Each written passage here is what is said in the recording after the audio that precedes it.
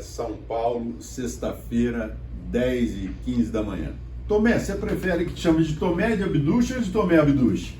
Ah, pode chamar de Tomé, André, pode chamar de Tomé. Tomé é um nome que me agrada muito, porque eu sempre sofri muito bullying com esse nome desde que eu era pequeno. Então eles me chamam de Tomate, era muito engraçado. Então Tomé é um nome que me agrada, pode chamar de Tomé. Então você que está ligado agora no nosso programa, o novo show, você vai ouvir agora, vai conhecer quem é Tomé Abduche, o nosso deputado estadual, que vai surpreender muito nós todos aqui de Ribeirão Preto. Então. Tomé, você começou sua vida política nos movimentos de rua, né? Você poderia explicar para a gente quando é que começou, como e por quê? André, na verdade meu início todo começou mais cedo. Eu comecei a trabalhar com 16 anos de idade, eu precisava ajudar meu pai. Eu fui estoquista de uma loja de shopping aqui em São Paulo. Aos 18 anos eu entrei na faculdade de Engenharia Civil e eu me vi na necessidade de poder trabalhar, né, para poder ajudar a minha família a pagar a faculdade, ajudar meu pai e minha mãe. E quando eu entro na faculdade, eu percebo a dificuldade que é, porque eu não poderia trabalhar, porque a faculdade era integral, e ao mesmo tempo o estágio pagava muito pouco. E eu me vi na necessidade de empreender. Eu tinha dois conhecidos no bairro que eram serventes de obra, eu comecei a trabalhar junto com eles, fazendo pinturas, pequenas reformas, e ali eu iniciei minha empresa. Iniciei uma empresa que depois de 30 anos foi uma empresa de muito sucesso, sou uma das principais do Brasil na área que eu atuo. E no meio desse caminho todo, eu sempre fiz muita ajuda social, eu sempre tive muita vontade de poder retornar para a sociedade, né? Tudo aquilo que eu recebi de bom na minha vida. Claro que as coisas não caem do céu, a gente trabalha, luta para ter alguma coisa, mas eu sempre me senti uma pessoa muito iluminada e muito feliz de ter conquistado alguma coisa, ter tido a oportunidade de montar uma empresa e ter me tornado um homem de sucesso. Eu estava numa... Mas Tomé, pera, antes de você continuar, a sua origem qual que é? Você parece que é descendente de japonês, é isso? Pô, com esse sobrenome Abduche, com essa napa que eu tenho, não dá pra falar de onde eu venho, né? Eu sou descendente de árabe, o meu pai é de família síria, foram imigrantes, vieram pro Brasil por volta do começo do século passado, 1912, 1913 chegou meu avô, e a minha mãe, meu pai já nasceu aqui no Brasil, né? Os primeiros filhos nasceram lá fora, e meu pai, que é um dos últimos filhos, uma família com 8 irmãos, meu pai é o caçula, nasceu aqui. E a minha mãe é italiana, nasceu na Itália, veio para o Brasil com 18 anos de idade. Bom, família grande, família síria, né? Porque eu sou de família libanesa, você é síria, mas é praticamente a mesma origem. A gente valoriza muito a família, né? Você tem mais irmãos? Como é que é?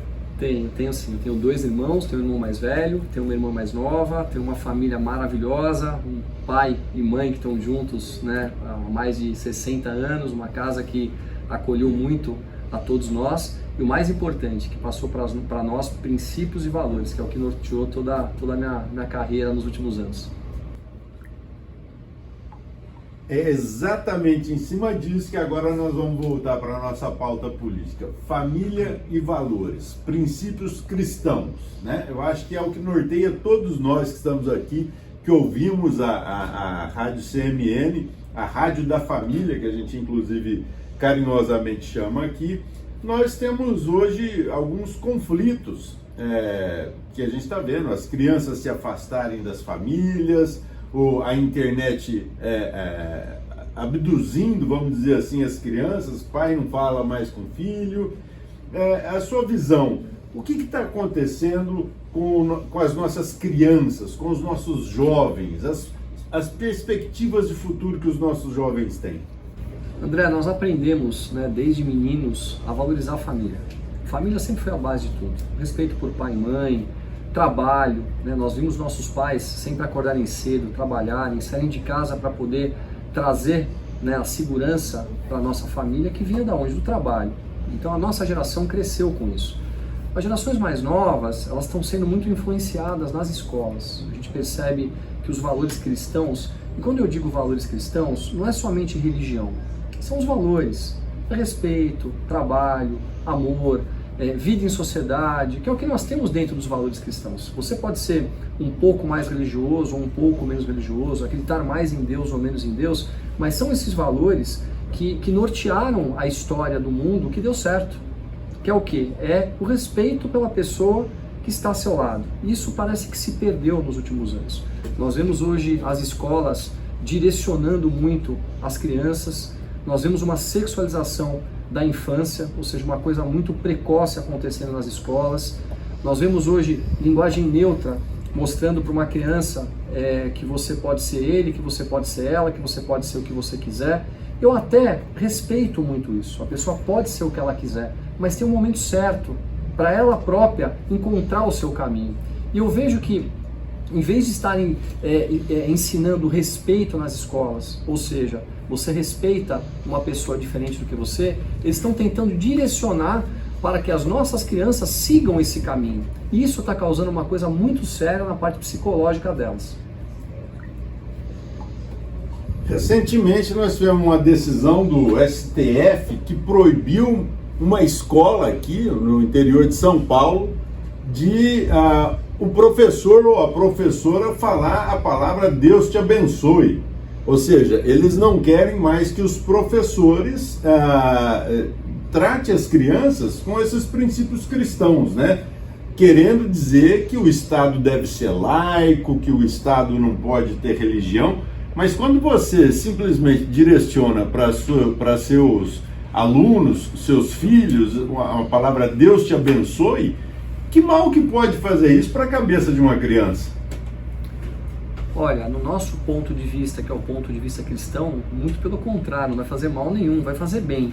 Mas se isso for um caminho a ser tomado, deveria ser tomado de tal forma que não se direcione as crianças a nada. E não é o que acontece. O direcionamento hoje é um direcionamento progressista nas escolas.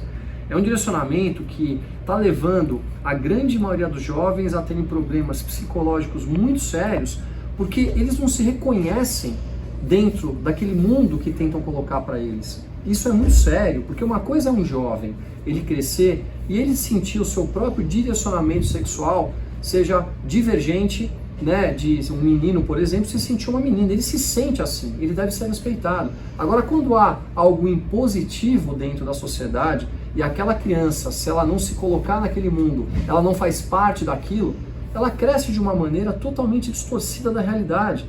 E nós vemos hoje os estudos que demonstram como jovens estão psicologicamente fragilizados. O maior número hoje acontece de suicídios entre os jovens da história do mundo. Então é muito triste o que está sendo feito. E eu percebo que é um direcionamento político que acontece nas escolas e que é uma das coisas que nós temos que combater com muita força. Muito bem.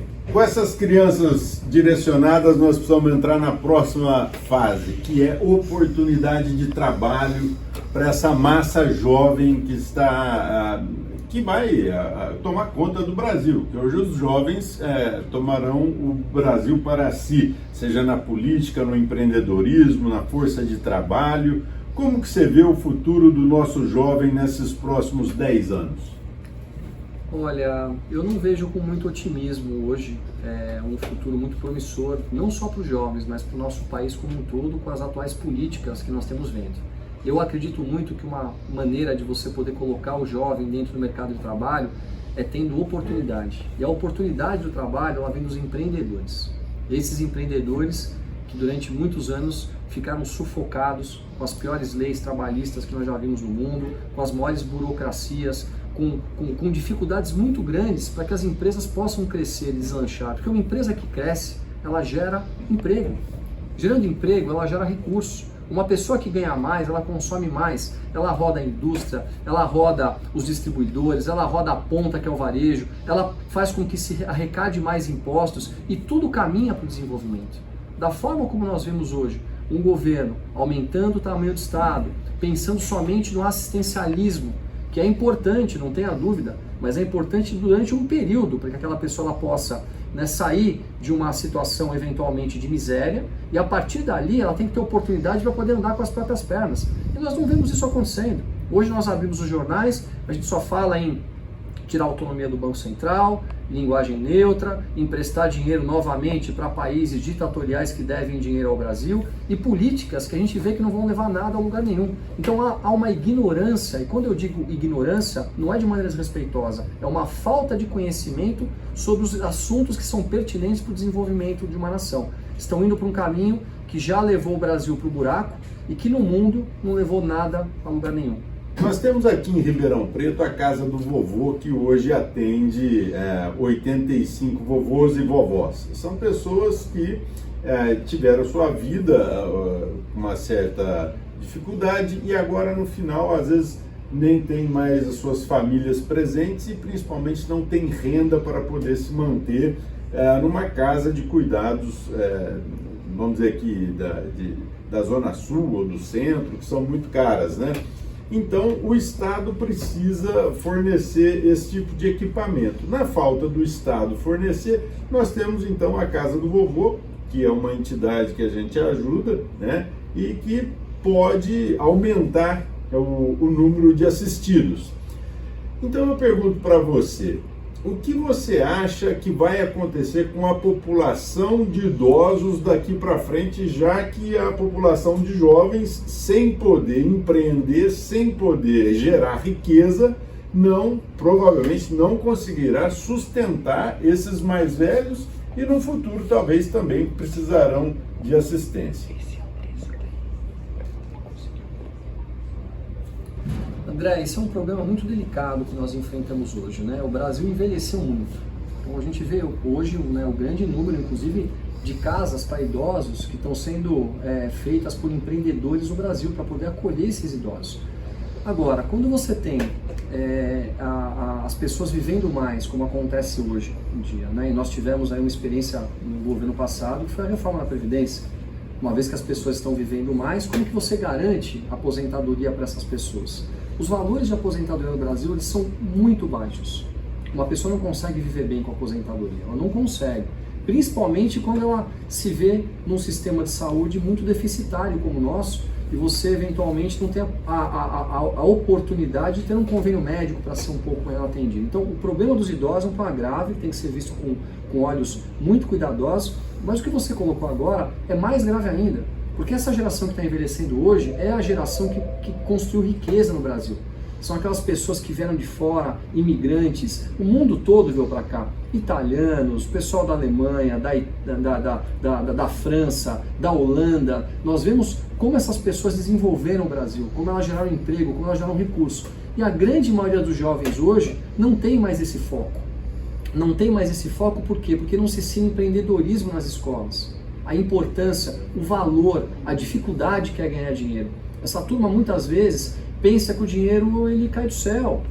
Que você perguntar para um jovem hoje como é feito o leite, ele não sabe dizer, ele não tem ideia. Que você tem o gado, que tem que crescer, que tem que ser cuidado, que tem que ser lavado, né? Que você tem que extrair o leite do animal, que você tem que pegar aquilo ali, você tem que industrializar, que você tem que transportar até chegar na ponta. Tudo gera muito trabalho. E eles não têm mais essa necessidade entre eles, como nós tínhamos, de criar família, de criar patrimônio. É a turma do Uber, é a turma do Airbnb. Então, se nós não começarmos a mostrar para essas crianças nas escolas o valor do trabalho e a possibilidade real para todos eles do empreendedorismo, eu creio que em muitos anos a gente vai ter problemas muito sérios no Brasil. Como é seu relacionamento com o secretário de Educação aqui do estado de São Paulo? Olha, André, eu tenho um relacionamento muito bom com todos os secretários. Os secretários, eles foram escolhidos a dedo pelo nosso governador. O nosso governador teve uma postura, no meu ponto de vista, muito responsável com a escolha desses secretários. As principais secretarias, que são as que movem o Estado de verdade, que vão levar esse Estado aqui ao crescimento, são secretarias com cargos técnicos hoje, que é muito importante. Ao mesmo tempo, o governador Tarcísio ele foi muito habilidoso em compreender que existe a política, e a política ela deve fazer parte do governo sim. Então nós hoje que somos políticos, você vereador, eu deputado estadual, a gente entende que se você não tiver as pessoas todas próximas, com pautas comuns, com um diálogo aberto, a gente não faz nada. Então não dá para vir, chega, troca todo mundo, manda todo mundo embora e esquece a política. Nós vimos acontecer em algumas situações do governo federal que se houvesse tido um pouco mais de cuidado com a política, não perdendo princípios e valores, quero deixar claro aqui, mas lembrando que a política existe em todo mundo, nós poderíamos ter caminhado de uma maneira um pouquinho melhor. Olha que já foi bom demais, hein? Com certeza, um dos melhores governos que nós já tivemos como presidente na história do Brasil foi o governo passado, no meu ponto de vista, mas o Tarcísio ele conseguiu dar um passo além. Então eu tenho uma relação boa com os secretários, Vejo com muito bons olhos as reuniões que estão acontecendo, sempre propositivas, pensando no crescimento do Estado, e eu tenho a certeza que o Estado de São Paulo vai ser um exemplo para o Brasil. Maravilhosa agora com a tragédia das chuvas no litoral, né? A gente viu lá uma estrada ser refeita em 15 dias, coisa que a gente nunca vê nos governos tradicionais aí, fica sempre empurrando e essas obras nunca acabam.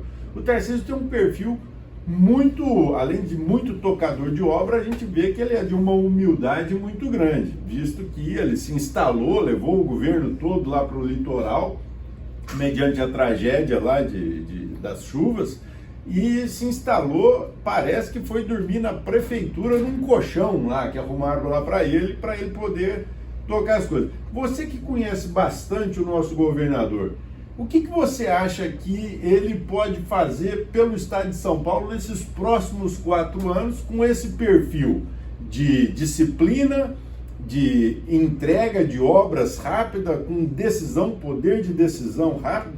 Ele, inclusive, já acertou lá com uma desapropriação de áreas lá, me parece que em São Sebastião, para fazer mais equipamentos do CDHU e tudo mais. Como que você vê o futuro para o estado de São Paulo nesses próximos 4 anos? Eu vejo um futuro brilhante nos próximos 4 anos. O Tarcísio, além de uma pessoa capacitada tecnicamente, ele já comprovou isso na sua gestão como ministro, ele é uma pessoa que tem coração, ele é muito educado, ele não polariza o país, ou seja, ele respeita as pessoas, ele fala da maneira firme, dura, toma ações necessárias, mas ele não causa polarização, que é o que nós estamos precisando hoje, André. Não dá para viver num país polarizado. Todo mundo ou é de extrema direita ou todo mundo é de extrema esquerda. As pessoas não conversam mais entre elas. E eu vou dizer uma coisa, os extremos são muito nocivos ao Brasil, tanto de direita quanto de esquerda. São esses extremistas que levaram o Brasil para essa catástrofe que nós estamos vendo hoje. E é nesse ponto que eu vejo que o Tarcísio ele se apropria de um momento importante, que é o quê? Trazer as pessoas todas para um caminho comum, tirar os extremismos. Agora, quando você junta trabalho, vontade, integridade, ele já acabou com a corrupção sistêmica no estado de São Paulo. Uma coisa incrível. O que é corrupção sistêmica? Corrupção sistêmica ela é aquela corrupção que acontecia quando se entregava ministérios e secretarias de porteira fechada para partidos políticos, sem a menor intenção de fazer um bom trabalho, simplesmente acomodar as pessoas que apoiaram as campanhas. Ele já mudou isso aqui no estado de São Paulo, como aconteceu a mudança também no governo federal lá atrás. E nós vimos que os casos de corrupção diminuíram muito. Então, ou seja, sobra muito mais dinheiro. Mas ainda mais importante do que acabar com a corrupção é você colocar pessoas competentes. Porque a incompetência, ela gera um buraco nos cofres públicos tão grande, porque eles investem em projetos errados, aprovam coisas que não devem aprovar, não conseguem entender as verdadeiras necessidades. Então, quando você junta corrupção e incompetência, é o que você tem para uma tragédia. E é o que o Tarcísio já mudou. Nós temos hoje um governo que é competente e não é corrupto. Então, só isso já vai fazer o nosso estado voar. Agora, nós temos que trazer de novo para o estado de São Paulo as indústrias que nós perdemos. Muitos empresários saíram aqui de São Paulo para ir para Minas, porque tem cargas tributárias menores. O empresário não suporta as cargas tributárias que nós temos hoje da maneira como está. Isso limita o crescimento. Só que o pessoal da esquerda acha que tem que aumentar imposto, aumentar imposto. Quando você aumenta imposto, a empresa ela deixa de crescer. E quando você diminui o imposto, você tem uma condição de crescimento para as empresas que aumenta o faturamento e gera impostos maiores do que a condição anterior. A tal curva de Laffer, que muita gente, né, que é esquerda, não deve nem saber direito o que é isso. A gente vai ter que explicar para eles aqui de uma maneira bem efetiva. Então eu estou muito otimista, eu estou vendo um governo pela primeira vez no estado de São Paulo, realmente com a competência para fazer com que esse estado aqui voe. E vai voar, porque nós somos, na verdade, um país dentro do Brasil. Você tomou posse quarta-feira, né, como deputado estadual, né? O que você tem sentido aí dos seus colegas na bancada, aí, na Alesp? O que você vê? Qual que é o ânimo dos políticos que foram eleitos agora nessa última eleição? A Alesp está com um perfil mais progressista, mais conservador. O que você tem sentido aqui entre os colegas? André, eu estou chegando agora, né? O que eu posso dizer é que eu vou chegar aqui com muita humildade, com muito respeito por todos, que eu vou defender as minhas pautas com muita força, né, que são as pautas de família, princípios e valores. Eu agora quero conhecer cada um dos deputados, entender quais são as intenções de cada um deles, entender como eles organizam os seus gabinetes, porque você percebe pela organização de um gabinete o potencial do deputado. Aqui no nosso gabinete eu fiz questão de montar um gabinete técnico com pessoas competentes, com currículos que verdadeiramente têm um peso para poder fazer um grande trabalho. Quando você fala em dinheiro público, você tem que respeitar esse dinheiro mais do que se ele fosse seu, pessoal, porque é o dinheiro das pessoas que trabalham. Então, essa organização, ela é muito importante para o sucesso de um deputado. Eu estou aprendendo, estou olhando, eu vou me relacionar bem com todos eles. Agora, eu não vou aceitar de maneira nenhuma, né, daqui dentro que a gente veja posturas que não têm integridade, posturas que não defendam as nossas crianças, que são uma pauta muito importante. A pauta da educação, para mim, é uma pauta muito séria e muito importante. Espero que a gente tenha debates aqui bem acalorados, mas sempre muito respeitosos, discutindo as ideias e não atacando as pessoas, que é uma coisa que eu não concordo, nunca fiz e nunca farei. Você disse que as empresas estão se mudando para Minas por conta de carga tributária. Carga tributária realmente é um fator importante, mas nós temos também a questão da facilidade do ambiente de negócios positivo que o governador Zema tem oferecido para Minas Gerais. Como que o estado de São Paulo vai poder fazer de São Paulo um ambiente mais favorável a empreender, colocar os seus negócios aqui, sem necessariamente tocar muito na questão tributária? Como desregulamentar a burocracia que existe na produção de contabilidade e tudo isso que a gente tem no nosso estado? André, a tua pergunta é uma pergunta muito boa, né? Porque a burocracia aqui é muito grande no estado de São Paulo. Você começa, quando você quer empreender, e você vai lá e compra um terreno, tem que aprovar um projeto. Tenta aprovar um projeto aqui no estado. Aprova ali o teu negócio. Vamos pegar um varejista, por exemplo, um grande varejista, uma rede de supermercados, um grande pet shop. A dificuldade inicial que você tem para poder aprovar um projeto já é enorme.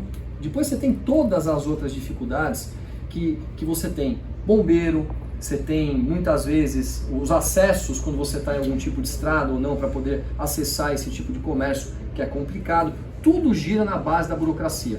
Parece que eles impõem dificuldades para poderem, estou colocando entre aspas aqui, tá, com muito cuidado, eles colocam uma venda de algum tipo de facilidade. Eu já vi muitos empreendedores aqui no Brasil, um comércio que vai gerar 50, 100 empregos, pronto para abrir as portas, totalmente republicano, dentro das normas da prefeitura, com a sua obra totalmente irregular, dentro das normas do corpo de bombeiro, dentro das normas de meio ambiente, e a pessoa não consegue as suas licenças para poder empreender. Então, ou seja, tem pessoas sem trabalhar, tem impostos sem serem arrecadados por conta de burocracia. O estado de São Paulo se torna um estado muito burocrático. Eu espero que agora nessa nova gestão e com o apoio, né, dos deputados estaduais, a gente possa melhorar muito para que o empreendedor possa empreender, gerar emprego, gerar riqueza e fazer com que as pessoas possam crescer.